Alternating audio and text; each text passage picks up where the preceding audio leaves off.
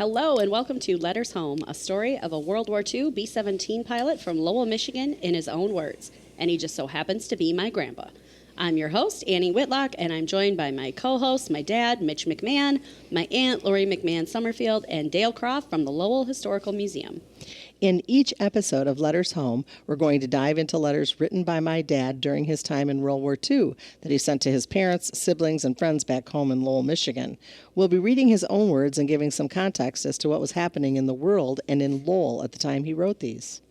In this episode, we read the letter that Dad wrote from his plane that was published in the Ledger. We also hear about preparations for D-Day and learn something new about a very important artifact. So, we are back. We had a little tiny break, but just a recap. In our last few episodes, we have mentioned Bruce getting promoted to captain officially.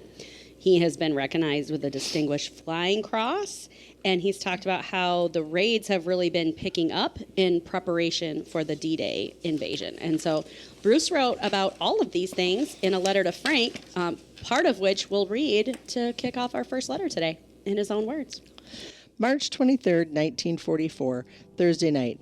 Dear Dad, I received your letter and Mother's this evening with Captain in the front of my name. Those are the first two letters that I've received that haven't had Lieutenant in front of my name. Thanks for the Coke money and all those bouquets. Now, don't you be worrying because I do get a citation. It's obvious that if I receive a medal, the reason I got it is all over with, and so now let's not do any more post worrying, okay? I know that it's hard for you not to read all that you can about what happens on the raids. It's natural for you with a son in on them, but those things you read are probably written for the purpose of putting over the fourth bond issue. In a way, it kind of burns a fellow up. They wrote those stories, and they must know that it makes people worry about their sons, especially if they are in heavy bombardment. I know that all the men and I know I would prefer that they kept their big mouths shut and not prey on the imaginations of all the parents at home. But war justifies anything said in its name. I've learned that long ago. I wrote a letter over the North Sea, probably sounded screwy, but because I'd written it under those circumstances, I didn't want to change it upon getting to the ground. Today I received my January 20th issue of the Ledger, so you can see about what service I get on papers. It's funny, but lately I've received 3 Christmas cards from people in Mount Pleasant. Can you imagine getting a Christmas card on the 20th of March? Well, one was from Harry Miller, a prof on campus, and the other was from Ann Spa, the president. Right now, I owe Ron Finch a letter, so you can see that I'll have to be addressing a couple of those letters to MP. Doggone it, I'll have to watch all the wires I send if they get as much publicity as the one of my promotion did. That was nice of the Rotary, though. You have to read it. I'm afraid, Dad, that all the return I can give you for the hours of worry and prayer that you spend on me is little like the pride in your son and is the little things like the pride in your son and a few letters. Darn small recompense for that what seems to be the way of this life. Those who pay the most seem to get the least tangible return. Oh, quite a few things to unpack in this excerpt of the letter. How interesting that Bruce pointed out how the war propaganda was making everybody worry more. Right? Like he's upset because they're trying to raise money for the bond, and they do that by saying like, oh, these guys are in so much trouble, they need your help, and it's just making everybody worry. I'd never really heard that perspective before. That's interesting. And of course, Frank's worried about how Bruce got the Distinguished Flying Cross, even though it already happened. He's like, what did you have to do to get that? Which, again, another perspective I hadn't really thought about. I'm sure he was also proud, but I'm sure he was very much like, oh, geez, what did you just go through? Yeah. And he got a letter from Ann Spa, the president of CMU. Charlie. Now, if you're a Chippewa alum listening, you know that Ann Spa Hall at CMU right now is named for this man. So with Ron Finch, his coach, and Ann Spa, Bruce knows 2 people who've had buildings named for them at CMU personally, like sending them Christmas cards in the war. Yeah, rock on. He knew more than that, but yeah. Fire up chips, yeah. Yeah. Wheeler, I think he knew. Oh. Wheeler, a math guy? I think he did because that was the dorm that I was in when I was a freshman, and I remember him saying something. Yeah. Oh, that's right. Okay. That's right. All right. Yeah. Okay, so more than 2. Well, good for him. So I don't know. He keeps talking about Western so much, but yet he knows all about CMU. All right. Well, I had to include that, to throw that in there for sure. On March 29th, 1944, Bruce wrote a letter to Frank and Lotta that gives some detail on what exactly he does all day when he's not flying missions. In his own words. March 29th, 1944. Dear Mom and Dad, I've done very well this week on mail. First that box of fudge, divinity, and popcorn. Now I get a whole bunch of letters. I've got them stacked up on my desk in my room, and I'm trying to answer them in order. Today also I got my issue of the Ledger, and it was the one with my letter to Jeff in it. For some reason, the service is getting better on papers. Maybe this new APO number will help. At least they say it will. Haven't been doing much today, just taking care of a few matters on paperwork. This afternoon I was up checking the automatic pilot in one of the repaired ships.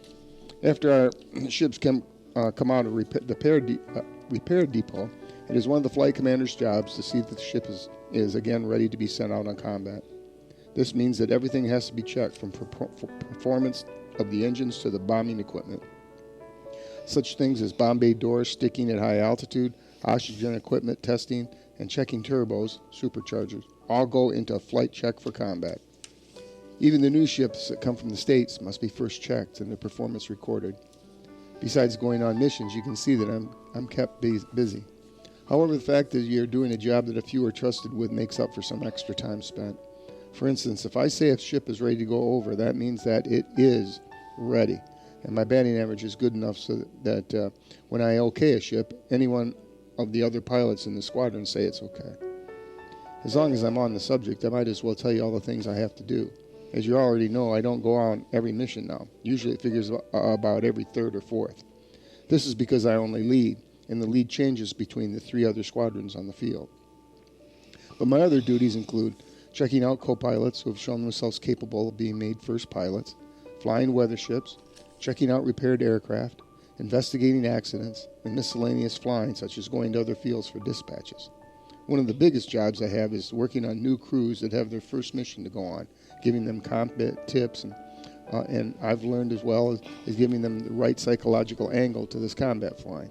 Sounds like I was a pretty important person. At least in my own missions, it isn't as important as it is responsible. You can imagine how I feel if a crew that I worked with gets shot down, and you wonder if it could have been prevented if you had said or done something else for them. However, after a while in this job, you get pretty philosophical yourself. I just heard the 9 o'clock news, and our last raid was again a raid of a few losses as far as we're concerned, meaning the 8th Air Force. It is certainly obvious that the Germans are faced with quite a problem, whether to try to stop us and risk their fast disappearing Luftwaffe, or to let us go in and bomb our targets with only flak as a defensive weapon. Good night for now. God bless you and keep you safe. Your loving son, Bruce. This was really interesting hearing about all the other things he does when he's not flying missions. Yeah, I didn't realize his missions had gone down since he became a leader. So. Yeah, I mean, because I have researched them, I've noticed certainly that there's more gaps in between when he goes on these things. But yeah, I guess he's doing a lot of other stuff in between. Sure sounds like for sure. So the other thing I wondered about this is this APO number. So Dale, we'll start with you. What is an APO number? Why would that be helpful for getting letters to him faster? Well, the APO, Army Post Office number, was a certain code used for addressing mail sent to military personnel stationed overseas. These numbers were crucial for the efficient routing and delivery of mail to soldiers and other military personnel serving in various locations around the globe. They functioned as a standardized address, allowing mail to be sent to certain locations or units without needing to know the exact physical address of the recipient. The APO numbers could be assigned to certain specific units like divisions or corps and moved with them as they shift locations. They could also be assigned to fixed locations such as a base or camps. For example, some APO numbers were associated with certain units like APO 1 for the 1st Infantry Division, or others identified certain locations like the Ramey Air Force Base, which was assigned APO 845. Many APOs were mobile and changed locations as the military units they served moved. Jim Forte Postal History notes that about 1,000 different APOs were used during the period between 1941 and 1945. Wow. That makes sense. You're not going to give your address. Like, Right. I'm at Thurley Airfield. I'm just going to And they know he's in the censored. 368th, so Yep. So they just give it'd him a be number. interesting to see. He probably does have an APO on one of the letters. No, he does, definitely. On all Yeah, of them, I think. yeah. But I Now- just never knew now what that it I've was. read- yeah. It'd be Okay. interesting to look at those again to see what. Yeah. Yeah. Yeah. All Okay. right. Yep. Well, no, he does. He has them. At least obviously, and you notice them more on the V-mails when you can see the addresses because we Yeah. don't always have the envelopes. The letters themselves come in, but the V-mails do. And I've seen them on there for sure. But yeah, if you have the wrong one, it might take a while to get to you, I guess. So get it exact. All right. Well, that's interesting. Now I know what other things on these letters are. It is now time to get into our segment where we talk about what was going on in the world and in Lowell in March 1944. Since we just read a letter where Bruce said he got the ledger and it had his letter published in it, we're going to read that one. So if you all remember, a couple episodes ago, Bruce wrote a letter in the nose of his plane while he was coming home from a raid. And we talked about, I'm always amazed by this. Like he was just, all right, yeah, went down and did it. He sent it to his friend, Jeff, who I learned is Harold Jeffries, a reporter on the Ledger staff. Jeffries published the letter under the headline, Lieutenant Bruce McMahon writes letter while returning from bombing mission to Germany.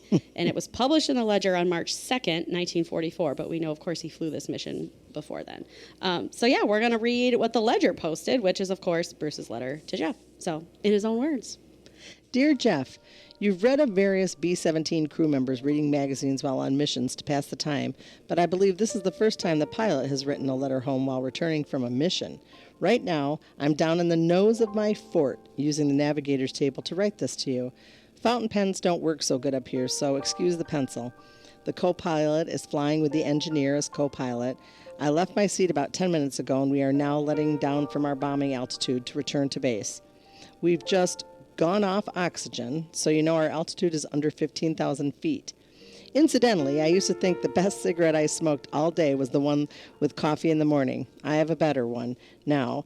It's the first one you smoke after getting down from altitude and can remove your mask. We carry sandwiches and coffee on these hops, and a hot cup of Java at this time hits the spot after the sub-zero temperature at altitude. I just spilled half of my coffee clearing this table so I could write. Anyway, my navigator gave me a dirty look as I pushed some of his maps and charts on the floor. He's had enough of them to get to Burma and back. Well, my purpose in writing this was to give you my impressions as we return from remodeling another city in the fatherland, so I better get on with it. A short while ago, the sky was filled with contrails from our ships, but now at this lower altitude, the sky is clear blue. Out the plexiglass snows and down below us, a couple miles, you can see the sun reflect from the patches of sea visible through the clouds. At this altitude, the ocean looks very smooth, but don't let it fool you. That North Sea is as rough old patch of water in any sailor's language. If I ever have to ditch, I hope it isn't in that ocean down there. Looking out at this side window, I can see hundreds of forts on their way back to those limey shores. In about another 30 minutes, we'll be able to see the coast, and it's always a welcome sight after a raid. Sammy just corrected that the ETE to 33 minutes. He just wants to impress you on how meticulous navigators are. Most of the group I can see from here are in good formation, but there are a few stragglers.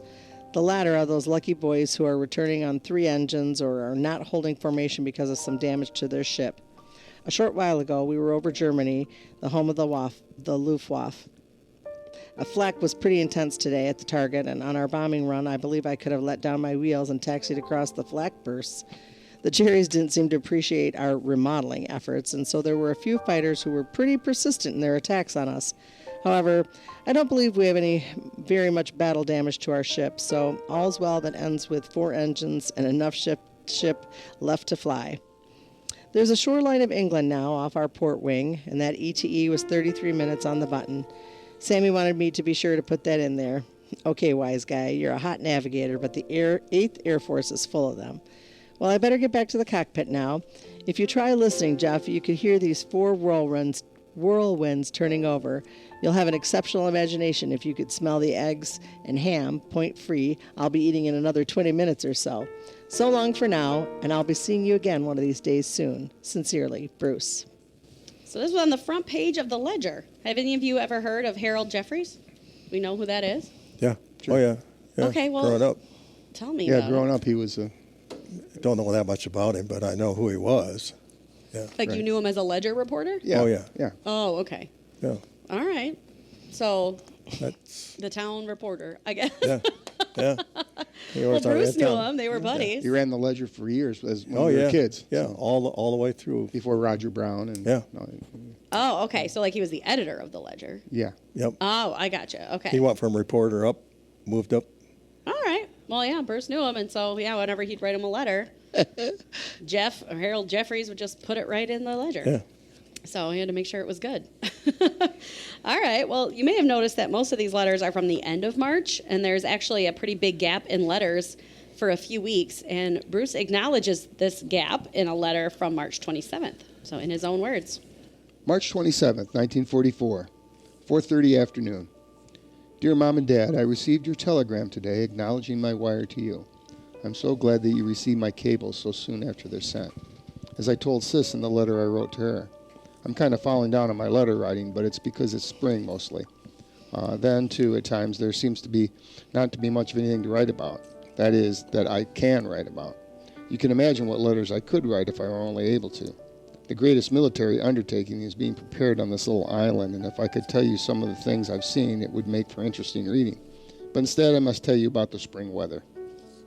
Your box came just now, and I'm now eating a piece of divinity with my mouth crammed full of popcorn. Gosh, it is good. The fudge is swell, and that trip over here didn't hurt a thing. I'm going to write Helen and thank her also. It sure is great to get something from home. Do you realize I'm going on my 9th month overseas? In some ways, it seems only a short while, and when I think of you, it seems years. Boy, is that fudge good. I'll probably get it all over this letter. My orderly is eating a piece of the fudge now while he cleans up. I'll have to hide the box on him when I leave for dinner. Some GIs are out in the field playing softball, and I can hear them hollering in here. My windows are both open, and there's a mild breeze blowing my blackout curtains. I've had the blackout blinds replaced with blackout drapes that pulled together. According to tonight's SNS, the Russians are sure moving. We now have a larger air force than the Limeys have in this country. Churchill says that no one can tell when the end will come. McMahon says goodnight to his mother and dad. God bless you, your son Bruce. The letter is a little smudged, but I couldn't see any evidence of fudge, unlike some other ones. Okay. So He would have pointed it out, he would have right? pointed, with he an would have arrow. circled it with an arrow, be like fudge here. Yeah, I mean, yeah. Can you imagine the letters he could write if he could? Yeah. He didn't have to censor. I mean, man, we wouldn't have to do. I wouldn't have to do half as much work in this podcast. He could just tell us all the things Yeah. instead of trying to figure it out. But I am intrigued to know what some of the things Bruce had been seeing to prepare for D-Day.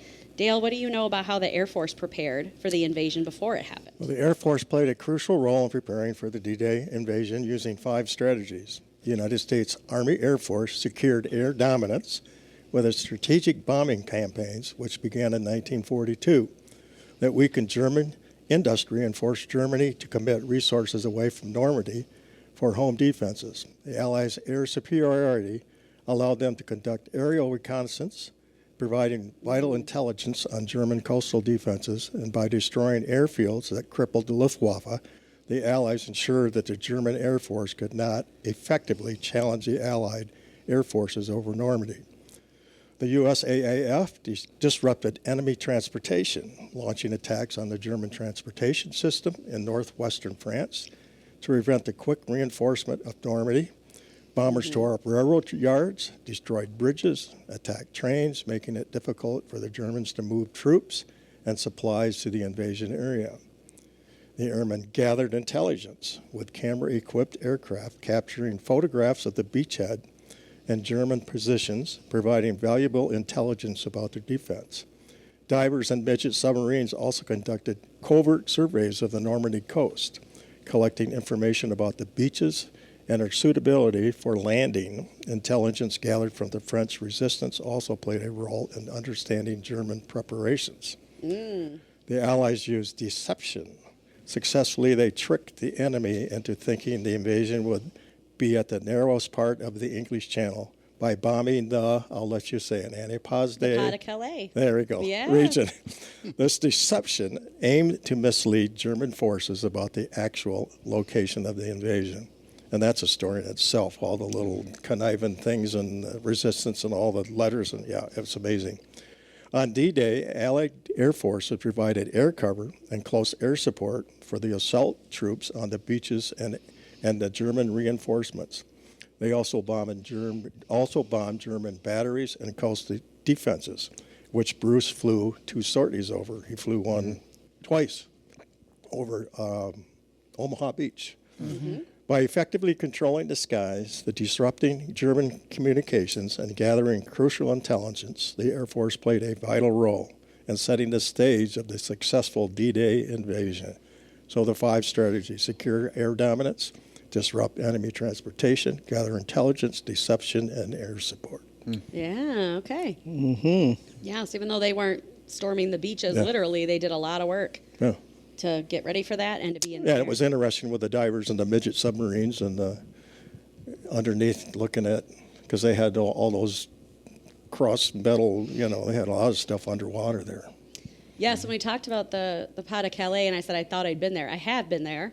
Oh, wow. It was it was a long time ago. On a high school trip, since we're at Lowell High School. Yeah, Oh, there you really? go. So a high school social studies trip. But yeah, they had still the barges and stuff set up to fool the Germans. And as of, the late 90s, they were still there. And you could see them out in just off the beaches in Calais, to fool. That was their Nice dummy place. Nice trip you had. I think Mitch and I got to use the Milwaukee Quipper to Milwaukee and back on our senior trip.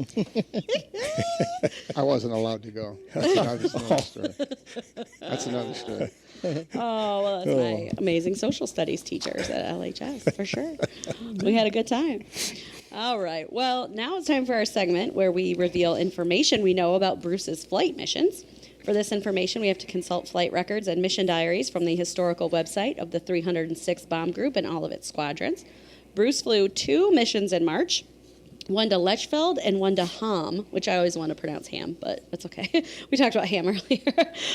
Both towns in Germany. So he's bombing 2 places in Germany. So we're going to read the combat diary from the trip to Ham, which wasn't exactly the main target.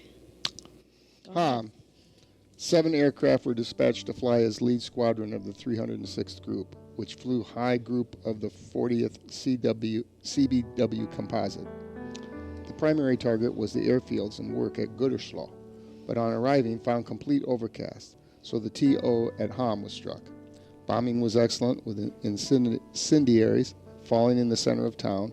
Photos show that a previous group had dropped a cluster of HE bombs on the bottleneck of the Ham marshalling yard, a bridge over the canal at the northern end of the yards. For a long time, it was a standing joke among the RAF that whenever they took off, they were going to bomb the MY at Ham. In 1941, the RAF did attempt to hit the yards time and time again without success. No matter whether it was luck or damn good bombing, the yards did get a hell of a pasting, and our incendiaries set the town on fire. Captain J. Bruce McMahon led the group, and Lieutenants Albert Wren, John M. Kelly, Carl R. Thompson, Floyd Brunn, and Robert Erler supported. Lieutenant Erler turned back over Kimbolton with number 4 engine out, no EA, and flak was moderate. All right. So the mission report from this trip to bomb the yards at Ham resulted in Bruce's airplane getting some severe damage from flak. So these mission reports always note which aircraft come back kind of beat up a little bit, and this one, Bruce's plane, had a little bit of some damage. So I think that was Miss Michigan with part of the big wing gone. Because coming up soon, he gets his new plane. So it almost worked out for now, though. The mission itself was successful, but his plane took a beating a little bit. So our final segment today is a letter from Bruce that gives some updates and some very interesting new information. Yep. We're going to read it in parts because it's long, and we'll stop every so often to kind of update some things. So in his own words. March 31st, 1944. Dear Mom and Dad, I'm sending you a clipping of the Salute the Soldier Day parade. Yesterday was American Day, and they really did themselves proud. I wasn't in London at the time, but from the newspapers, the English were really impressed. My main reason in sending you this picture is because that shot with Big Ben in the background was taken from right in front of the cablegram office I usually cable you from. Just down the street with Big Ben is the bridge that crosses the Thames. If you look into the background of that picture, you'll see that there are no more buildings past BB. The other shot with Admiralty Arch is just one of the many arches in the city. Just shows you that in spite of the Blitz and the bombings of today, there are still plenty of places in London they haven't hit yet. Yeah, we don't really have that picture I don't think, but we do know a little bit about America Day. I've never heard of it, but Dale, what do you know about it? Well, it was kind of hard to really nail it down, but I think looking at Bruce's date of March 31, 1944 kind of helped me. In World War II, America Day generally refers to the day of the United States formally entered the war following the Pearl Harbor attack, which was December 7th, 1941. This date is also referred to as a day that will live in infamy by President Franklin D. Roosevelt. While the war in Europe concluded on May 8th, 1945, known as Victory in Europe Day, or VE Day, and in the Pacific on September 2nd, 1945, with Japan's surrender marking Victory in the Pacific, or VJ Day, the certain day of America's entry into the war is often highlighted as December 7th, 1941. So, America Day. Okay. I doubt they do. I wonder if they still celebrate it. Yeah. Probably not anymore. I mean, I had to go back and look at the picture that was in the letters, and it was troops of soldiers marching through. Okay, so they're celebrating getting help from the Americans entering the war. Okay. Yep. Well, that makes sense. Let's keep this letter going in his own words. The other night we had an experience. Some British bomber, evidently on its way to Germany, accidentally released some of their load in the field out behind these barracks. They were incendiaries, and they didn't all go off. For a while, we thought the ship had crashed, but this morning, the armament men were out digging up the ones that were duds. I bet you there'll be some red faces in the RAF site today. I tried to find evidence of this plane accidentally dropping their bombs, either in the combat diary or the mission reports. No. But because it was an RAF plane, too, we're not gonna report on that, I guess. And maybe it wasn't memorable enough to make note of, but that's a close call. Yeah. You're like, geez. Yeah. I mean, imagine going all the way to war and then your own side just accidentally drops their bombs. Yeah, when they don't mean to. Whoopsies. Jeez. Friendly Whoops. fire. Yeah. All right, let's keep it going in his own words. I'm so sorry to hear about Mr. Donahue dying, although under the circumstances it was probably a blessing. It was strange that Mrs. D knew when he was going to die, although strange things do happen. Of that I'm sure. So for the listeners, Mr. Donahue is Helen's father. Helen is Byrne's wife, and Byrne is Bruce's brother. And speaking of Byrne, the end of this letter reveals some interesting information involving him. So let's finish it off in his own words. That letter box must be something. I'm anxiously awaiting the picture of it. Byrne got those names right, with the exception of one, the first one. Right day, wrong place.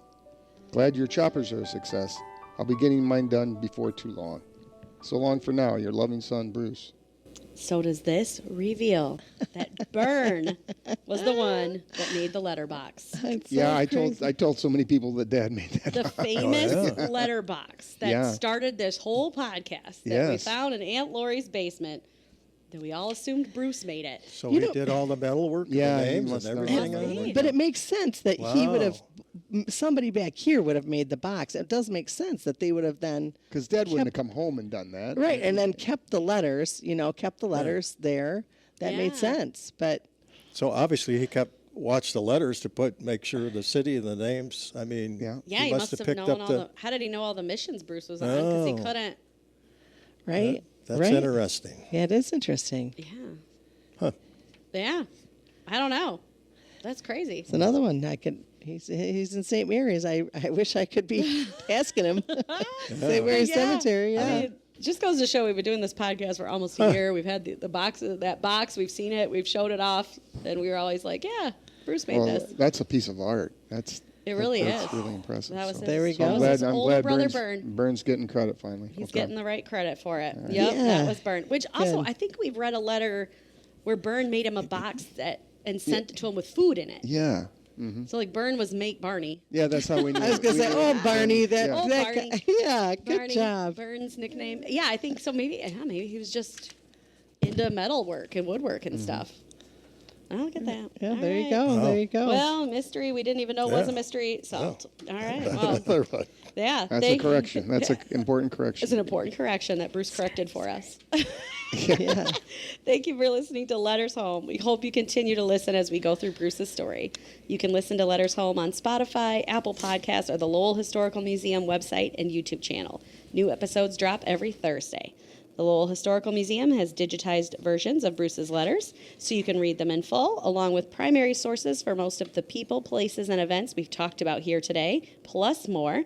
You can also follow the Lowell Historical Museum on Facebook and the Letters Home podcast on Instagram at Letters Home Lowell. Thank you to Roger McNaughton for our podcast music and to Lowell Radio for letting us record in their studio at Lowell High School every week. Stream it at lowellradio.org. See you next time.